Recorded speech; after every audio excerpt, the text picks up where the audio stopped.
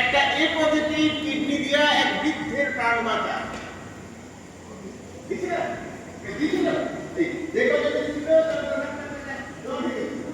কিন্তু এই শর্মা কোনো কিছু তোয়াক্কা না করে নিজের একটা সুস্থ কিডনি বিনামূল্যে তোমার বাবাকে দান করে